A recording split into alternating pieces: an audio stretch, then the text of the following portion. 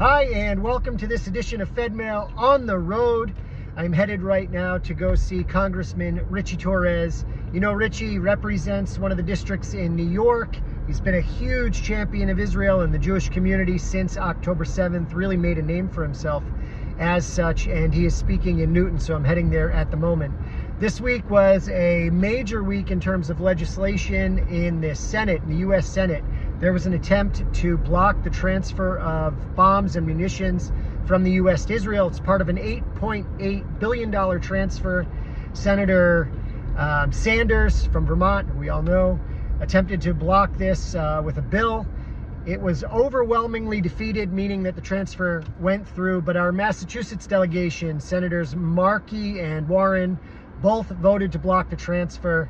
And of course, we know what's gone on in the House of Representatives with the recent votes by Jim McGovern and the pieces of legislation that he signed on to, and of course in the city of Worcester. So we have a lot of work to do with our elected officials. Also this week, Israel continued its escalated military operation to try to cut off Hamas. Now, Israel has a new head of the IDF, and unlike previous IDF commanders, this commander, Zamir, comes from the tank division. Others came from the paratroopers division, other elite divisions, and saw the strategy of war in different ways. Zamir sees the necessity of having troops on the ground and holding territory. That hadn't been done before in terms of the operations against Hamas in Gaza. So now what we're seeing is more holding of territory and not allowing Hamas to regroup and retake that. There's also an attempt to create a new corridor of operations for the IDF, and we'll see how that plays out. But that is a major piece of this. Also this week, it was revealed by security officials that Hamas seeks to strike Israeli and Jewish targets abroad, especially as we approach Passover. So special considerations are being taken around the world by Jewish institutions in light of that intelligence, and not a lot in the way of news on the negotiations to release the hostages.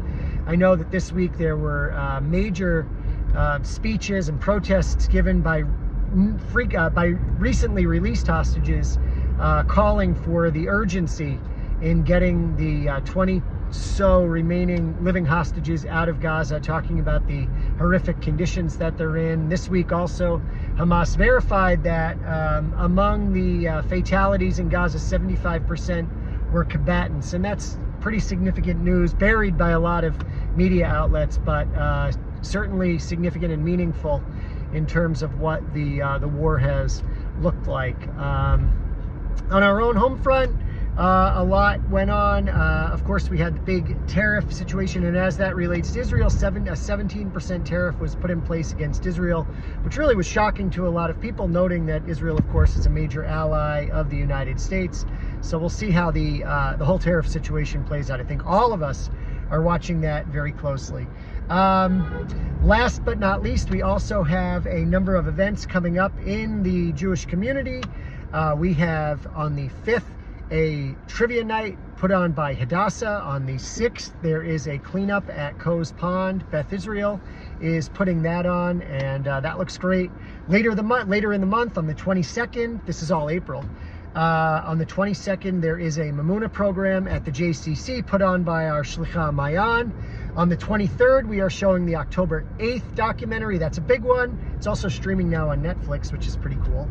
And on the 27th, we have the Community Yom HaShoah program being held that afternoon at Congregation Agudat Achim in Leominster. But earlier in the day, Iris Stoll, a renowned journalist from Worcester, will be speaking at BI in the morning, and there is a production being put on by the Central Mass Jewish Theater Company at the Willows, and that is in the afternoon on the 27th. So a very full and complete day, but given the schedule, you can make all of it.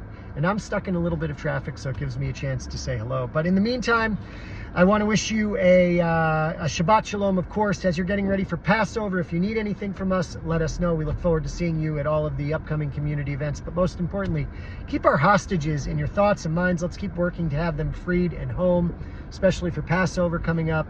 And thank you for supporting Jewish life in Central Mass and around the world. Take care. Shabbat Shalom. Bye-bye.